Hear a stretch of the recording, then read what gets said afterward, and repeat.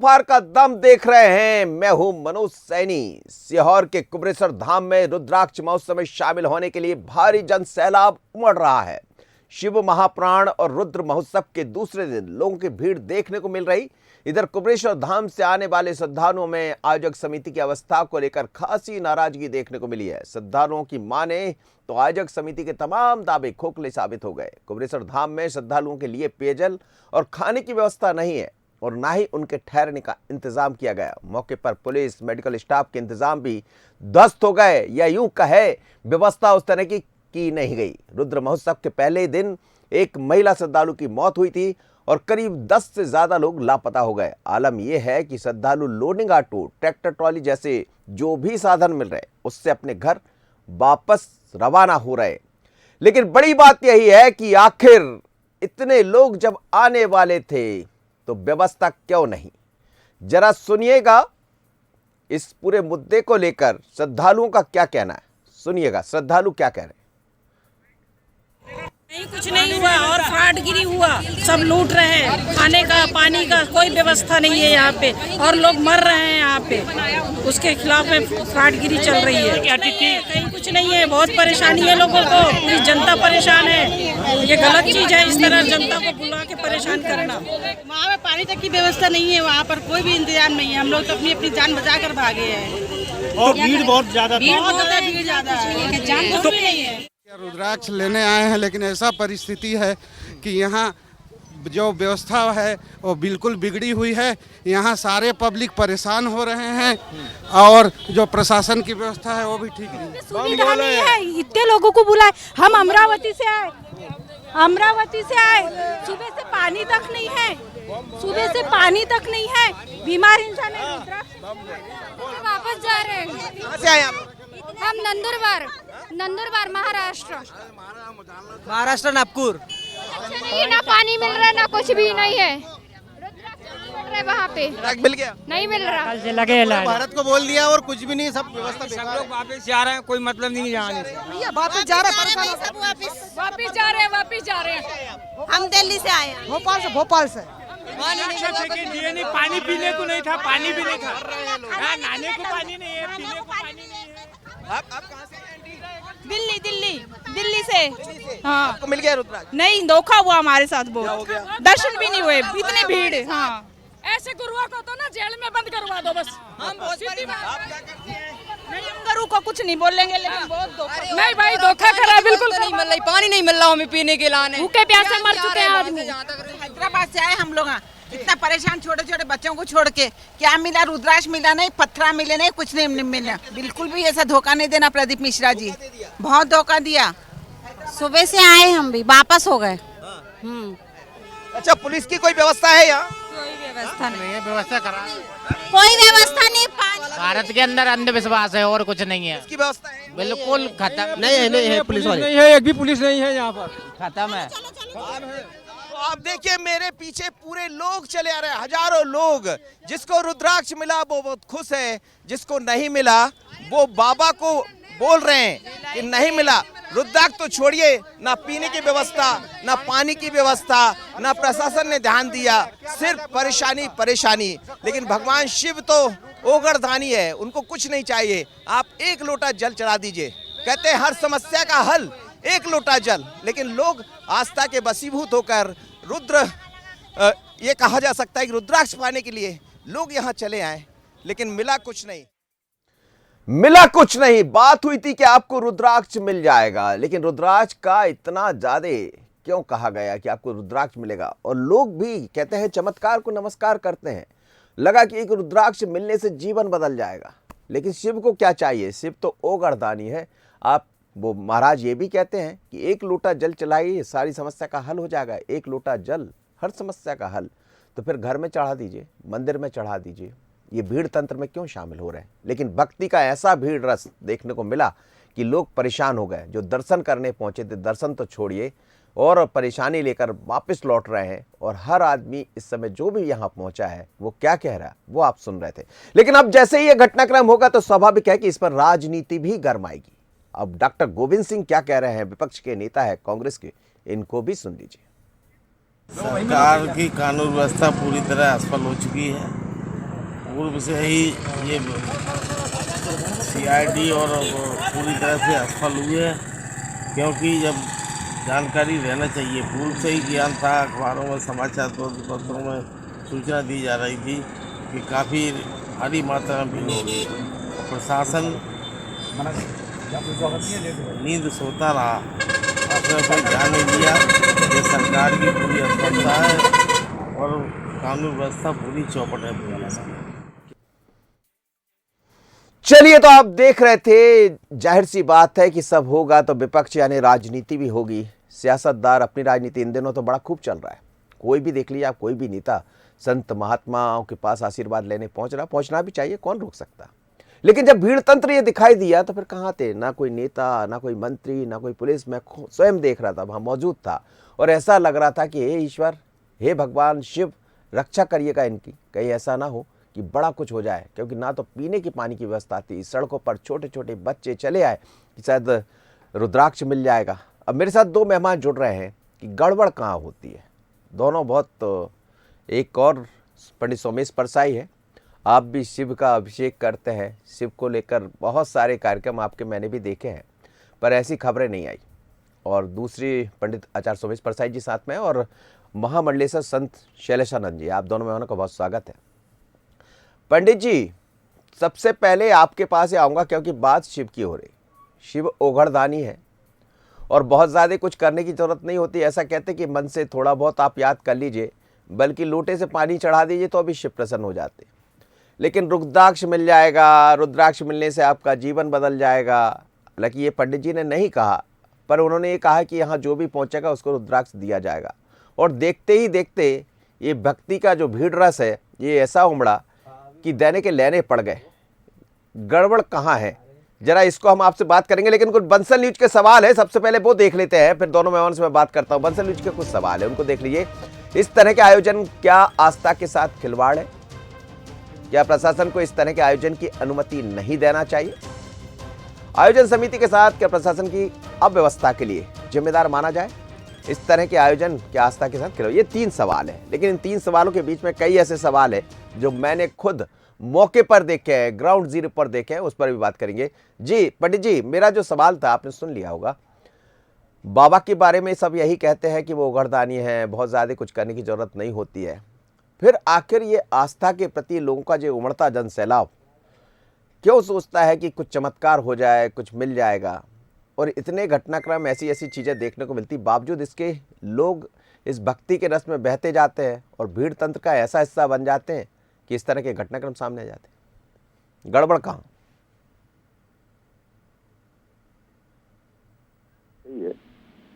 आज समाज अमर सुधार की यदि चर्चा करें तो वस्तुतः हमारा विषय क्या है कि हम वास्तव में आस्था श्रद्धा के साथ वहां जा रहे हैं, क्योंकि भगवान शंकर तो ऐसे हैं कि जिनको ना सम्मान का मोह है ना अपमान का भय है।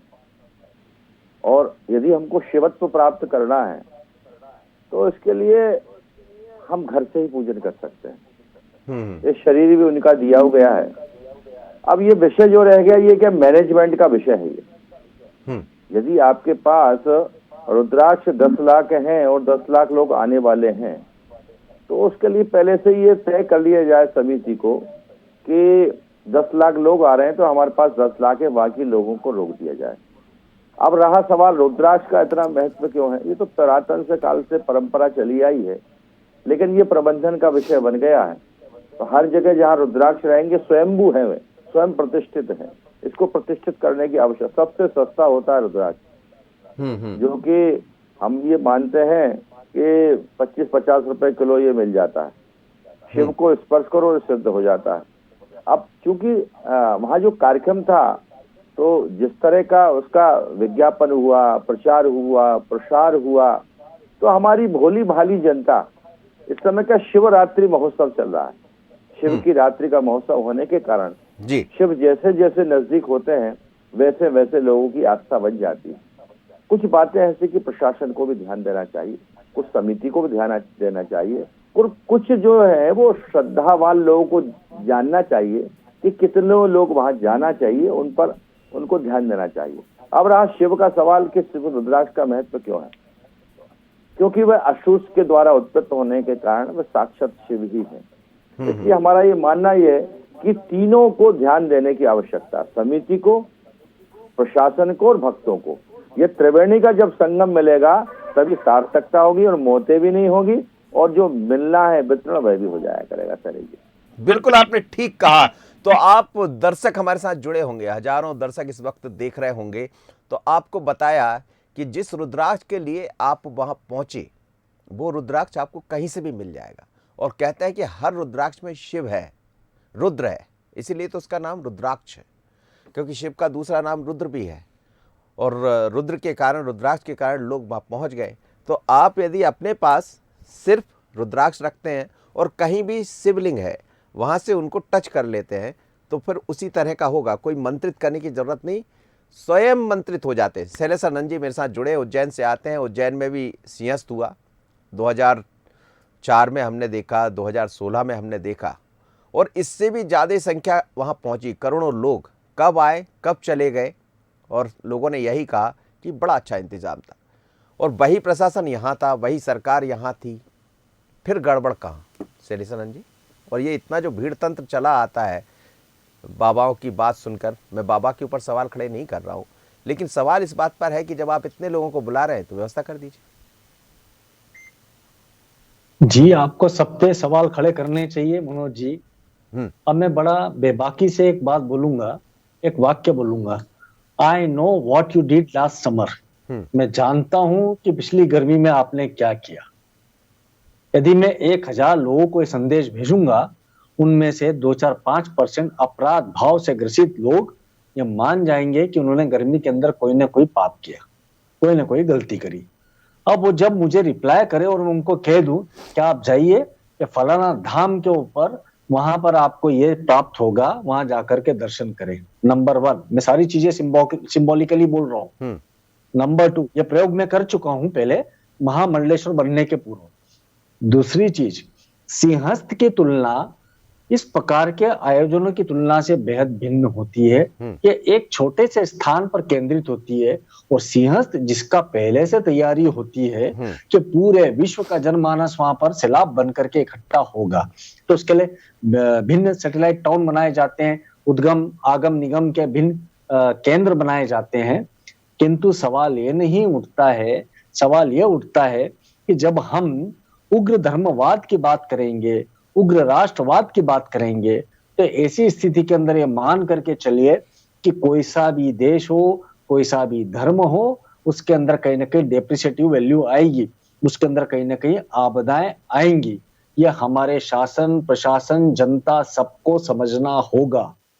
देखिए, यथा ब्रह्मांड था पिंड की बात हम करने वाले सनातन के लोग, हम किसी चमत्कार की व्याख्या नहीं करते, नहीं किसी को एंडोर्स करते हैं, किंतु ये स्पष्ट है कि यदि सनातन के प्रति या इस प्रकार के आयोजन के प्रति यदि लोगों का इतना भयानक प्रवाह हो रहा है, तो इसके पीछे के कारण आप जानिए, राजनीतिक कारण हो सकते हैं, सामाजिक कारण हो सकते हैं, आर्थिक कारण हो सकते हैं। कहीं ना कहीं जनता कुछ अपरोक्ष या जिसे कह सकते हैं एक्स्ट्रा ऑर्डिनरी प्राप्त करने के लिए लगातार लालायित हो रही है।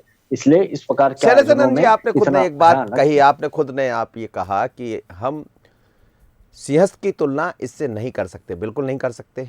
वो 12 साल बाद आता है तो 12 साल से लगातार तैयारियां शुरू हो जाती है। लेकिन क्या 1 साल पहले से ये पता हो कि फिर से रुद्र उत्सव होगा? हम वर्ष 2022 की बात भी करें तो यहाँ हुआ था और उतने ही लोग पहुँचे थे, वहाँ जो हुआ था वो सब ने देखा था। इसी तरह की भगदड़ जैसी स्थिति बनी थी। बात वही थी कि रुद्राक्ष मिल जाएगा, लेकिन ये जो जब बातें होती है जनता के सामने जाती है मीडिया के मार्फत, अलग अलग चीज़ों के बहाने, फिर भी लोग चले आते हैं। और यदि ये पता था प्रशासन को, जैसा आप कह रहे हैं कि अलग अलग सैटेलाइट सेंटर बना दीजिए और लोगों को आने के लिए आप व्यवस्था कीजिए, जब आपको 2 महीने 4 महीने पहले भी मालूम था, फिर तो व्यवस्था हो सकती थी ना। ये प्रशासन को भी देखना चाहिए, भाई आप सरकार में लोग बैठे हैं, आपको नहीं पता कितने लोग पहुँचेंगे।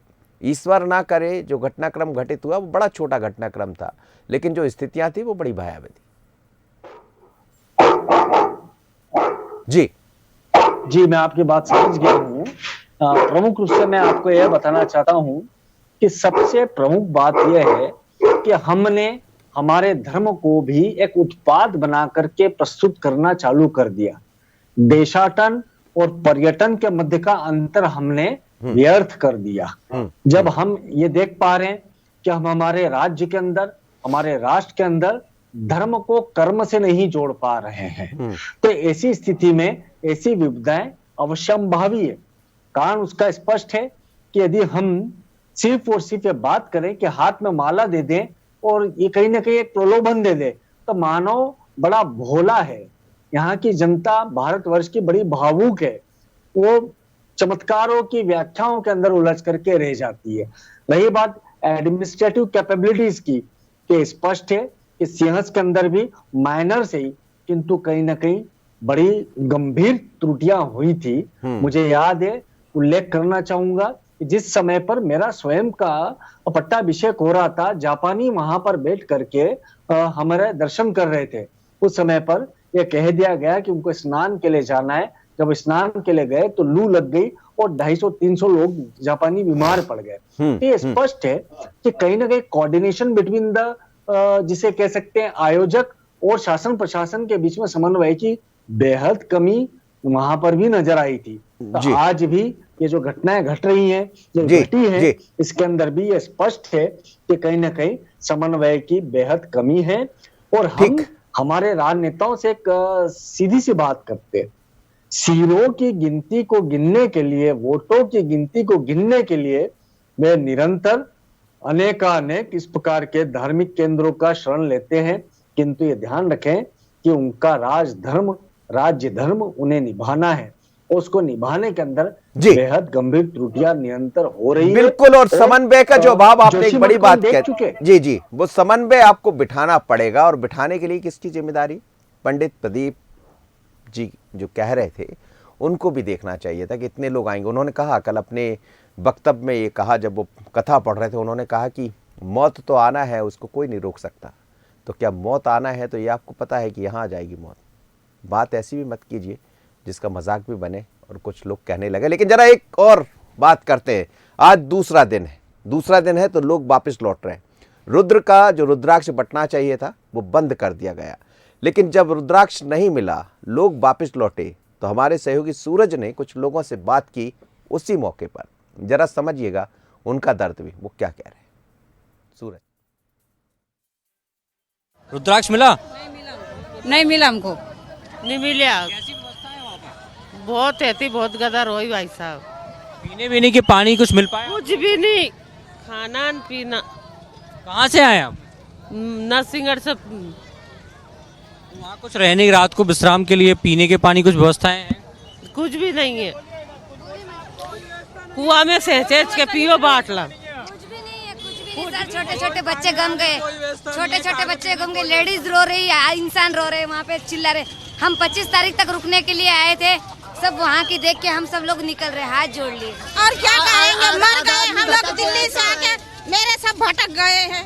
महाराष्ट्र से आए हैं, लेकिन यहाँ पे व्यवस्था नहीं है। हम विनती करेंगे महाराष्ट्र के लोगों से कि कोई यहाँ ना आए, क्योंकि बहुत परेशान हो रहे हैं। खाने की व्यवस्था नहीं, पीने की व्यवस्था नहीं। बोले थे महाराज ने कि खाने की व्यवस्था करेंगे, पानी की करेंगे, पानी नहीं मिला, कल से कुछ नहीं मिला हमारे को। बहुत प्रॉब्लम हो रहा है हमको सब। नहीं, महाराज ने ठीक नहीं किया। रुकने वाले थे हम लोग, लेकिन नहीं रुक रहे हैं, अब जा रहे स्टेशन पे। हम लोग 3 दिन रुकेंगे, कल की परसों की गाड़ी से ट्रेन से रिजर्वेशन रिटर्न जाएंगे। क्या नाराजगी है? महाराज ने बोला था कि हम सब नियोजन करके रखेंगे, लेकिन उन्होंने कुछ भी नियोजन नहीं रखा। पानी की बोतल 40-50 रुपए की दे रहे, अभी कुछ नहीं कह रहे थे। महाराज कह रहे थे कि सबको रुकने के लिए फ्री है घर, सीहोर के लोगों के दरवाजे आपके लिए खुले हैं। 300 रुपए में लेके भोपाल तक 300 रुपए में आया। घर में कपड़े बदलने के लिए यदि किसी से रिक्वेस्ट करो कि कपड़े बदलने दो, तो 200 रुपए मांग रहे भैया। सिर्फ कपड़े बदलने के लिए लेडीज को जगह नहीं है, तो किसी को नहीं आना चाहिए। वो सिर्फ कमाई कर रहे हैं भगवान के नाम पे, बस बाबा के नाम पे कमाई चालू है, कुछ नहीं हो गया है। हमारे बहुत हालत खराब है। आप कहाँ से आए? हम लोग जलगांव से आए हैं, महाराष्ट्र जलगांव। जिस हिसाब की व्यवस्था बताया तो उस हिसाब की व्यवस्था नहीं करवा। परिवार से भी बिछड़ गए? हमारा परिवार बिछड़ गया था 2 दिन से। आप मिला, हमारा परिवार सब घूम के आया, जब मिले हमारे पास। अब भी आ रहे हैं, सुबह 8 बजे आए हैं, कोई व्यवस्था नहीं है, बस भोले बाबा की कृपा है, कृपा से सब आस्था के चलते सब आए हैं, लेकिन वहाँ पर कोई भरोसा अच्छा व्यवस्था ढंग से नहीं है यहाँ पर बिल्कुल भी, ना खाने की ना पानी की। तो छोटे बच्चे को लेकर गए, आपको कुछ मिला खाने को? कुछ भी नहीं। कुछ नहीं मिला। में कहाँ रहे आप? खुले में मैदान में सोए, ठंड में, हम लोग तो रोड बहुत ठंड थी। चलिए, तो कोई मैदान में सोया, कोई 2 दिन तक स्टेशन पर इंतजार करेगा कि शायद जगह मिल जाए, लेकिन आए थे जिस काम के लिए वो काम भी नहीं हुआ, ऊपर से परेशानी लेकर जा रहे हैं। कई लोगों की तो अपने बिछड़ गए, वो इंतजार कर रहे हैं कि शायद मिल जाएंगे। कुछ परिवारों के अपने मिल गए हैं, कुछ को इंतजार है। मेरे साथ 3 मेहमान जुड़े, एक और मेहमान जुड़ गए हैं। इस समय पूर्व डीजी जुड़ रहे हैं, यादव साहब, उनसे बात कर लेते। यादव साहब, बहुत स्वागत है आपका। लेकिन ये जो भीड़ तंत्र का रस दिखाई देता है, ऐसे जब भी कुछ प्रोग्राम्स होते हैं, आयोजन होते हैं, कहाँ गड़बड़ हो जाती है? जब पहले से ये पता था कि यहाँ इतने लोग आएंगे, लगातार पंडित जी काफ़ी सोशल मीडिया के माध्यम से वो कह रहे थे रुद्राक्ष उत्सव होगा, तो क्या प्रशासन के जो लोग हैं उनकी जिम्मेदारी नहीं बनती कि उनको पता तो होगा इतने लोग आएंगे? मान लीजिए बढ़कर 10 लाख लोग आ गए, वो कह रहे हैं, तो पंडित जी ने पहले ही कहा था कि 20 लाख रुद्राक्ष बांटेंगे। जब 20 लाख रुद्राक्ष बांटेंगे तो 10 आ गए, गड़बड़ कहाँ? ये देखिए, इस तरह के आयोजन धार्मिक जितने होते हैं, बड़े बड़े कुंभ हो रहे हैं, जैसे उज्जैन में हुआ, प्रयागराज में होता है, पुलिस व्यवस्था करती है, क्योंकि एक तालमेल रहता है प्रशासन में और आयोजकों में। यहाँ मुझे लगता है कि दोनों में तालमेल की कमी थी, और कितने लोग आएंगे, कहाँ से आएंगे, उनके लिए व्यवस्था क्या है, उसकी व्यवस्था भी नहीं की गई।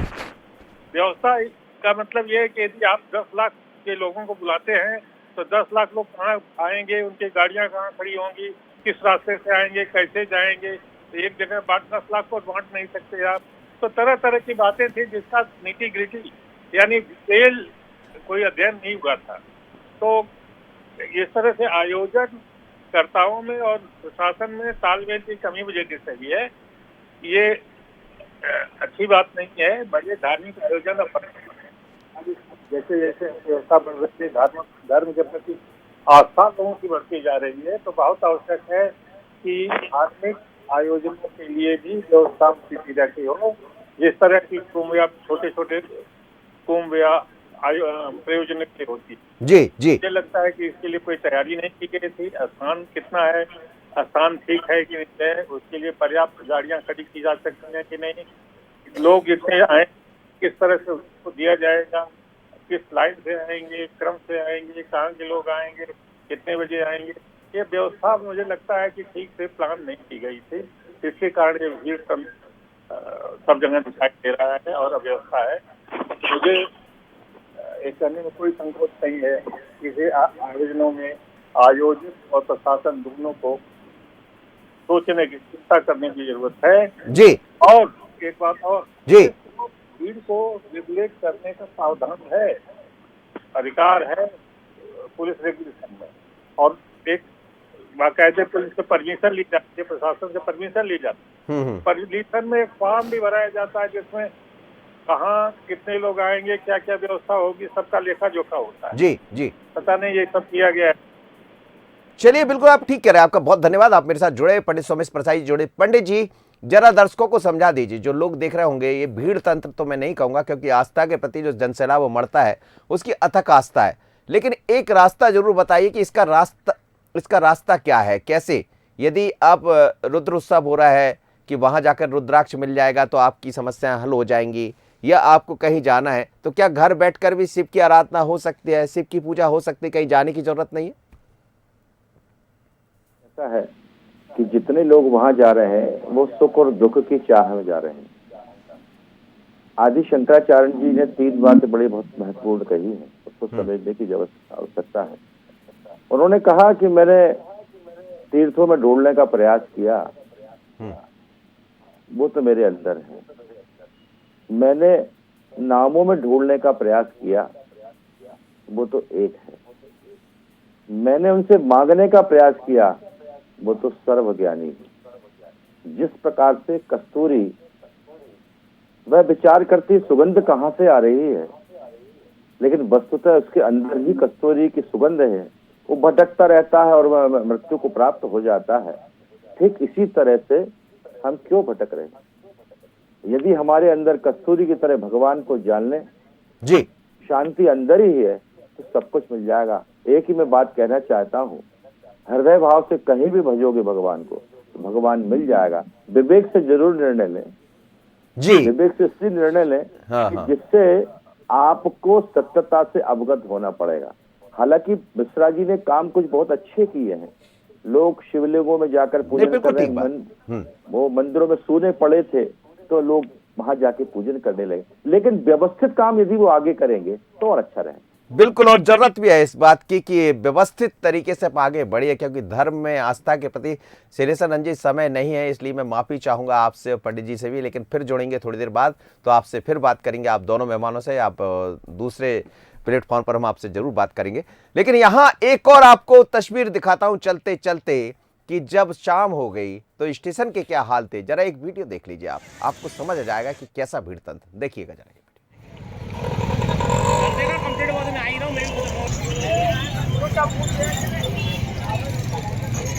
ये ऊपर सैटेलाइट से लिया हुआ, ये ड्रोन के जरिए ये विजुअल लिया गया है, और आप विजुअल के जरिए देख सकते हैं कि ये हाल है सीहोर के रेलवे स्टेशन के। पैर रखने की जगह नहीं थी रात में भी वहां पर। अभी भी लोग 2-2 दिन इंतजार करेंगे। ये देखिए कौन कहां किसके साथ आया, किसका परिवार यहां रुका होगा, कौन है कौन नहीं है। तो कृपा करके ईश्वर मन में है, घर में है, हर जगह है। भक्ति के प्रति आप आस्था बनाए रखिए, लेकिन ऐसा मत करिए कि कहीं ये भक्ति के प्रति जो आस्था है, भक्ति का जो रस है, वो आपको दूसरे नीरसता में बदल दे।